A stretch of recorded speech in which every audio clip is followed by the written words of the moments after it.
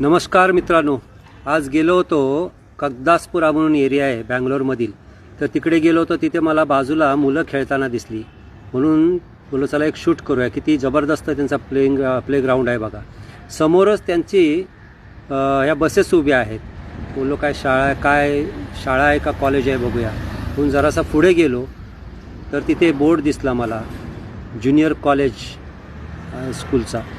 आणि त्याच्या समोरच हे बघा, आता इथे ही शाळेची इमारत आहे आणि हा इथे त्यांचा बोर्ड आहे. ज्युनियर कॉलेजचा शाळा पण आहे आणि कॉलेज पण आहे ज्युनियर, अशा स्वरूपाचं हे आहे.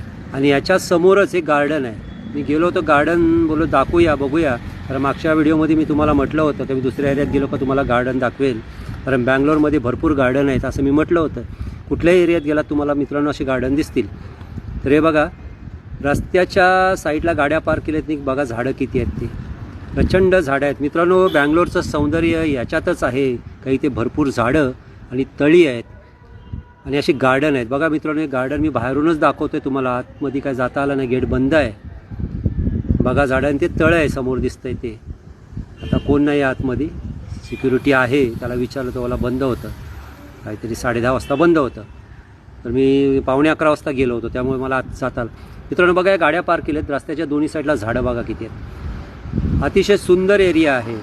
बँगलोरचं सौंदर्य ह्याच्यातच आहे, कारण इथे झाडं भरपूर आहेत. कुठल्याही एरियात गेला तुम्हाला गार्डन दिसतील छोटे छोटे, रस्त्याच्या दोन्ही साईडला झाडं दिसतील. अगदी तुम्ही ओल्ड बँगलोरमध्ये गेलात तर तिथे तर तुम्हाला म्हणजे कित्येक वर्षाची झाडं आणि मोठमोठी झाडं रस्त्याच्या दोन्ही साईडला दिसतील, खूप गार्डन दिसतील. तर अशा स्वरूपाचं हे गार्डन मी तुम्हाला बाहेरून दाखवलेलं आहे.